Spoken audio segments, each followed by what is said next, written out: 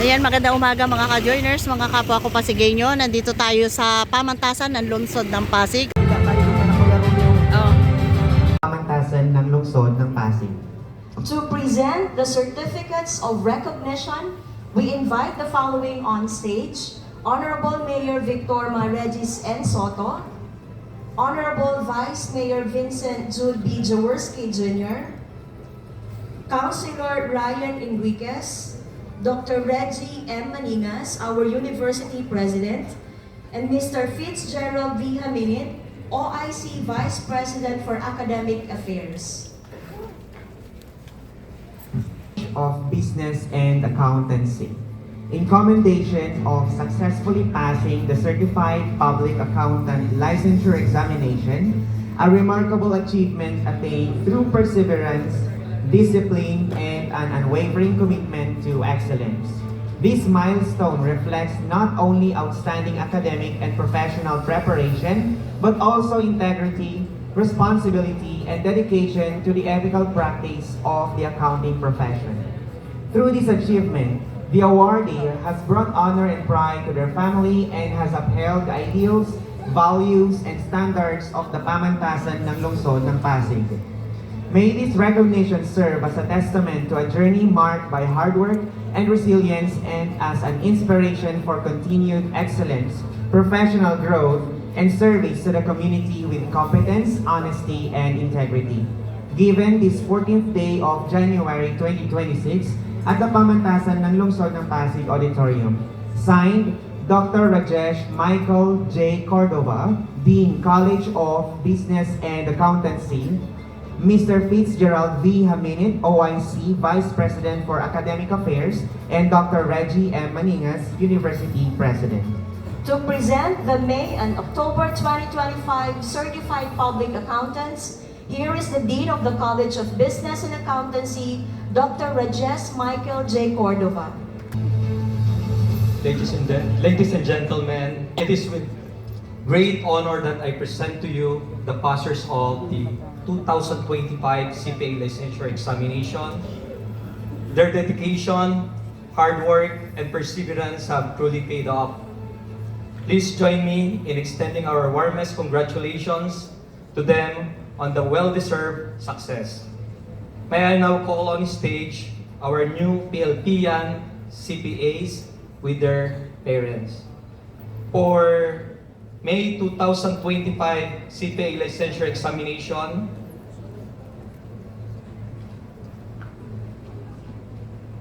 Ms. Rochelle C. Agbay.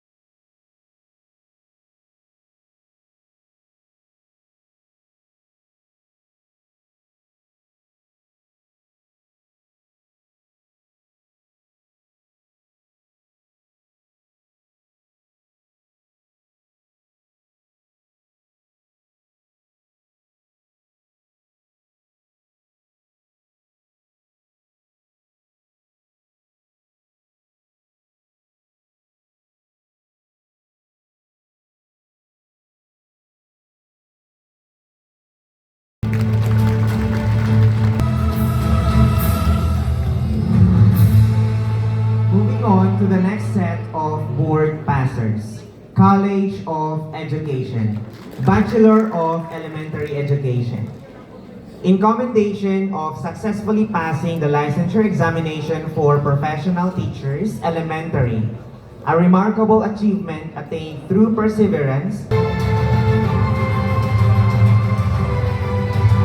Pamantasan ng lungsod ng Pasig is jubilant and and ecstatic because this year, the College of Education, Bachelor of Secondary Education, ranked 4th with 97.50 institutional passing rate in the recently concluded licensure examination for teachers with 50 to 99 examinees.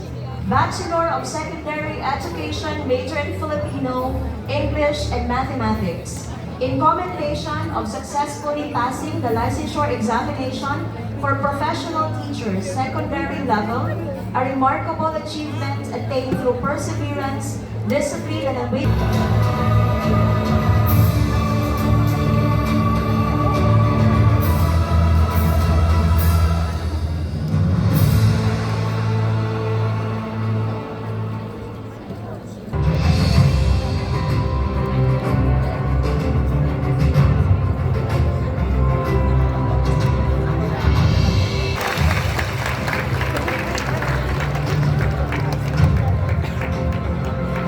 Hello. May I present to you the passers of the electronics technician and electronics. First on the list, Abuat Lawrence Roman. James Acosta Precious Joan. Atenquito Jan Joseph.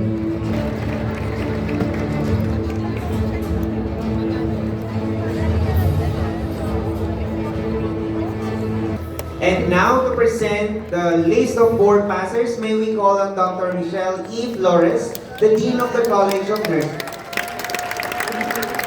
It is the pride and honor of the College of Nursing to present the Defiende la Salud Class 2025 registered nurses who will serve the Pasig City with their RSA.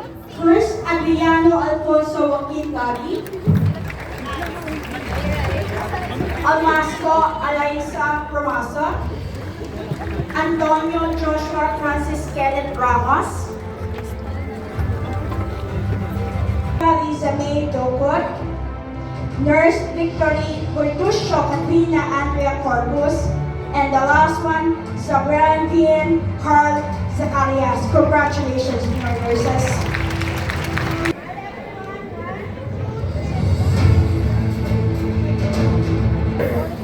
Robert Vincent Jude P. Jaworski Jr. Let's give him a big hand. Abot nga kayo, kunin ko na. Sa ating Mayor Vico Soto, Congressman Roman Romulo, mga konsihan na nandito ngayon, Councilor Ryan Enriquez, Councilor Simon Pantoco, of course, ang presidente ng ating pamantasan ng Lungsod ng Pasig, kay Dr. Reggie Maningas, sa ating mga deans of the different colleges that we are celebrating today, yung achievement, hindi lamang ng ating mga estudyante, pero pati na rin ng ating mga profesor, ng ating pamantasan. Isang magandang umaga po sa ating lahat, lalong-lalo na sa ating mga board passers. You are now professionals in your own field. Palakuhan niyo naman yung mga sarili. Alam mo, habang pinakamayan ko kayo isa't isa, ako ang nararamdaman ko para akong binabate ang sarili kong mga anak. That's how much pride you give me personally, and that is the same pride that you provide the city of Pasig. Not just because you passed the board, but because you have achieved something more than majority of the Filipino youth has achieved historically. Iilan lang ang katulad ninyo na merong ganyang klaseng titulo sa inyong mga pangalan. So be proud of what you have achieved. But I'm also excited dahil ito ay unang yugto pa lamang ng inyong mga buhay. This is just the first step. Marami sa inyo kanina tinatanong ko kung may trabaho na, yung iba nagtatrabaho na, yung iba nag-a-apply pala ng trabaho. But no matter what you do, no matter where you go, always look back where you came from, which is itong inang pamantasan natin. Dahil ang nagbigay ng pagkakataon sa inyo na makapag-aral ay ang kapwa niyo Pilipino. It is the taxpayers of the city of Pasig that brought you to this point in your life. Kasi pagkakataon sa inyo, sana maalala ninyo rin na sana maibalik ko sa aking bayan, maibalik ko sa aking lungsod yung pagkakataon na ito. Hindi sa pamamagitan ng pagbibigay ng PEC, nawala na, yan. Hindi sa pamamagitan ng pagbibigay ng pera sa ating ilang PLP, pero sa pagiging isang mabuting Pilipino. Pagiging nation builders. You are now nation builders. So no matter where you go, be men.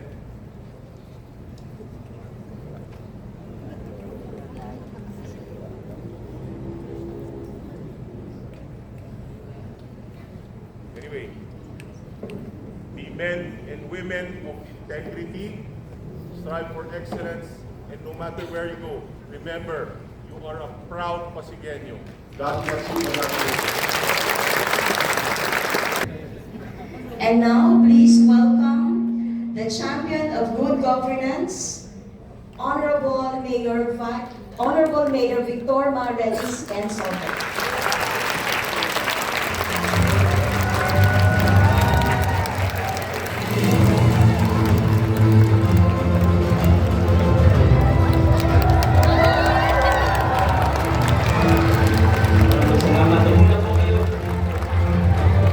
Magandang umaga sa ating lahat. I-insiyan ko na lang po ang aking mensahe at baka mamatayan po ako ng mikropono. Gusto ko lang din po batiin bago ko makalimutan ang ating mga parents, ng ating mga board passers, mga magulang, kasi po yung mga parents natin, taas naman po ng kamay. Congratulations din po sa inyo. Alam kong sa lahat ng tao nasa auditorium na ito, ay kayo po siguro ang pinaka-proud at pinaka-masaya. Tama po ba mga parents? Pero syempre mga board passers, masasaya din po kayo, di ba? Kami po ay napaka-proud sa inyo. Dito si Congressman Roman, si Vice Mayor Dodot, ang ating mga konsehal, Councilor Ryan, Councilor Simon, and our ex-officio Councilor SK Fedpres, na galing din dito, produkto din ng PLP, at pumasa ng board exam 2005. Hindi. 2005 ba? O yun, 2005. At ngayon, miyembro na ng ating City Council, si Councilor Casey Bustillas. Sa lahat po ng mga board passers natin, muli po, congratulations sa inyo. At, palakpakan po ninyo yung mga sarili. Gusto ko rin magbigay ng special mention sa ating mga top-notchers. Nasaan po, pwede bang tumayo sandali ang mga top-notchers natin? Punta po kayo nahiya, dapat proud po kayo. And kung sila, may ilan po tayong top-notchers. We're very proud of you. Pwede na po kayo maupo. Congratulations. Para po sa kaalaman rin ng lahat, meron tayong konting incentives. Naayos po natin ng ating Committee on Education, si Councilor Simon. Actually, may standing resolution tayo niyan from several years ago na valid pa naman. Pero sabi ko kay Councilor Simon, usap kami, maganda gawin na natin siyang ordinansa para permanent in nature na yung incentive na ito para sa ating mathematicers. Alam ko po na sulit ang investment ng inyong lokal na pamahalaan, ng ating ilang pamantasan, at ng mga taxpayers ng Pasig at ng ating bayan sa mga buhay ninyo. Wala na pong mas magandang investment pa kaysa sa edukasyon. Kaya tayo sa lungsod ng Pasig, mula sa bago pa pumasok ng kinder, mula sa mga child development center natin na patuloy nating ina-upgrade hanggang sa K-12, kahit hindi po yan devolved function sa LGU, lagi po tayong tumutulong at nakikita natin din yung mga progreso sa larangan ng edukasyon, mula K-12 hanggang sa tertiary education. Hanggang sa tertiary education, pero pati yung mga TechVoc natin, PCIST, lahat hanggang sa Pag-asa Scholarship Program natin, para sa mga hindi nakakapasok sa ating pamantasan, yan talagang isa sa prioridad natin at mananatiling top priority ng ating lokal na pamahalaan. At pag nakikita po namin yung mga success stories, pag nakikita po namin ang mga kwento ng tagumpay, gaya ng mga buhay ninyo, kami po ay talagang na-encourage at bilang mga opisyalis po ninyo, lalo po kaming ginaganahan na galingan pa ang aming trabaho. Kaya nais ko kayong pasalamatan sa inspirasyon na binibigay niyo po sa amin bilang mga opisyalis ng ating lokal na pamahalaan. Maraming salamat sa inyo. Mamaya ni play yung music, di pa po ako tapos. Sana po ay sa panibagong yugto ng inyong buhay ay manatili po kayong mga mamamayan na mabubuhay na may integridad, na may excellence at kasipagan. Tuloy-tuloy lang po kayo and we look forward to everything that the future has in store for you. God bless you. Congratulations.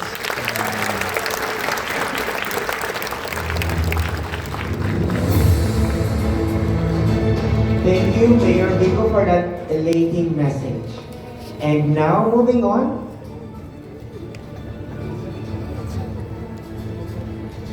Let us all welcome our dear Congressman, Honorable Congressman Roman T. Romulo, for his message.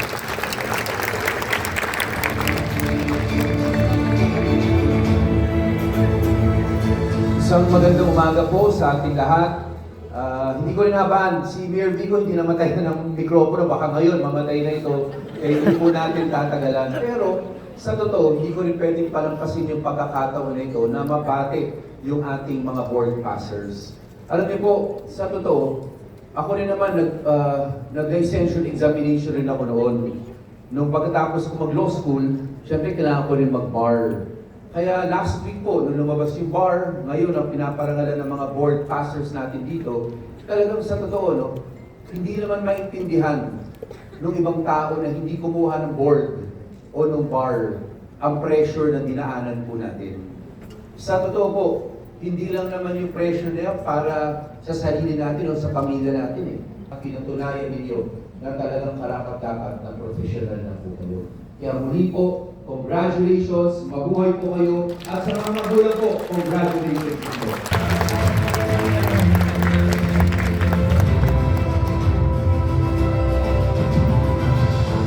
Magandang umaga po sa inyong lahat. Update lang po, nakuha ko na po yung draft mula sa Office of the City Mayor patungkol po sa incentives.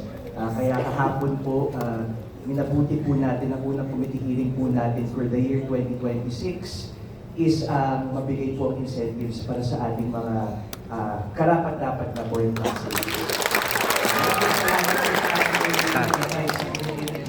Galing. Para siguro ang pinakamagandang regalo na nabigay po ninyo sa sarili ninyo ay ang kumpiyansa. Ang kumpiyansa, bubugin ang inyong kapalaan. Kaya kahit saan man kayo dalhin ng buhay, kahit saan man kayo dalhin ang mundo, dalhin po ninyo ang inyong talento ng may kabalo. Tandaan po natin, meron po kayong pamilya na umaasa at nagmamahal po sa inyo, at meron po kayong lungsod na naniniwala po sa inyo. Magandang umaga po sa inyong lahat.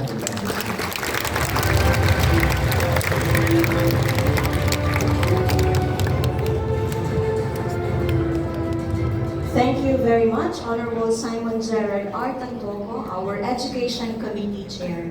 Let's now have a photo opportunity with our city officials. May we request everyone to stand and photograph. Congratulations sa lahat ng mga board passer ng pamantasan ng lungsod ng Pasig. Hanggang dito na lang po muna ang ating vlogs. Maraming salamat po sa panonood at para po sa bago pa lang sa aming channel. Welcome po ang lahat, and please like and share, comment down below, and please subscribe. Ingat po ang lahat. Bye!